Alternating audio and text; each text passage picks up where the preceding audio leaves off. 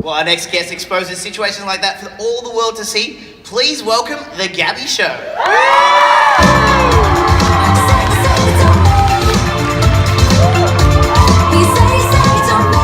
Hi guys, how's it going? If you haven't seen my videos before, I'm Gabby. If you have seen my videos before, I'm sorry. Okay, so this is VidCon. Just show of hands, who here is under the age of 18? So quite a few of you. How many of you lied about your age so that you could watch restricted content on YouTube?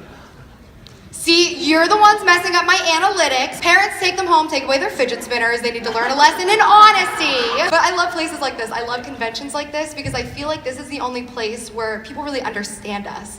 Because out in the real world, it's completely different. Like, here's a really good example. Like my sister, she's only a year older than me, and she has 2 babies and a husband. I have 2 therapists and a stolen Netflix account. So it's day and night with us. Our conversation's always end on the phone with her being like, hey, I gotta go, I gotta make dinner and feed the baby. And I'm like, yeah, me too, I gotta go make a Musical.ly and feed my ego. But here, people get it, they understand it, because you know, we're not making our friends based on proximity or who's in our class alphabetically. Here, we can hand select our friends from an entire universe of people based on whatever it is that we're interested in. It's the globalization of friendship, and it's truly incredible. It's like we're the misfits who found each other because we don't really belong anywhere else, or at least that's my experience. You know, growing up, I didn't really have that many friends, but I would sit on AOL Instant Messenger and I would talk to strangers and tell them my deepest secrets to a faceless username and just throw it into the dark cobwebs of the internet. And it's really scary to think about, but I would sit there for hours, you know, just lost in cyberspace. But I've always felt comfortable, tangled up in the World Wide Web. I felt safe. But I spent so much time talking to strangers about my problems on the internet that I forgot how to deal with them in real life. And I became so content with my internet connection that I stopped working on my interpersonal connections. I became so comfortable with X and O that I shied away from hugs and kisses. And it became really lonely, and I started becoming forever alone in a crowded room. And I had friends, and it just always felt like I was on the outside looking in, kind of like they were the earth, and I was a satellite. Because of this, I spent a lot of time sobbing silently into pillows when I should have been talking to people. And I started drowning in depression, and most of my adult life I was suffering silently and crippled by anxiety because I didn't know how to talk about it anymore. And it's a sad life because you can feel so connected to so many people, yet still feel so alone. And I talked a lot about this with my therapist. And he asked me, did you ever tell your friends about this? Have you ever explained your feelings? I was like, God, of course not. And he said, well, why not? That's what friends are for. What, did you ever explain to them your feelings of darkness and loneliness? And I said, no, God, no. And he asked me why, and I said, because they couldn't understand. How could they? They're all so happy. They all live these beautiful Midwestern lives. They could never get it. And I was alienating myself by living this digital world and separating myself from them. So recently, I found myself, and it wasn't that long ago, in one of the darkest places that I've been in a very long time. It was this very strange conundrum of feeling like my chest was so full that it was going to explode, and somehow feeling completely empty at the same time. But if anybody ever asked me, are you okay? I would say, yes, of course, I'm okay. So on the 4th of July, which was very recently actually, I forced myself to go out, and I told myself, Gabby, you have an incredible life, because truly I do. You have an incredible life. Go out, spend time with your friends, get a tan, have a couple drinks, and it's going to be amazing, and you're gonna have a great time. And I did, and it worked for a couple hours. But then as the sun went down, the darkness grew, and I started feeling that time bomb in my chest start ticking again. And my instinct has always been to hide. I've always wanted to run. I've always hid from my emotions. I've always run to the bathroom and cried instead of letting anybody see it. And that was my instinct.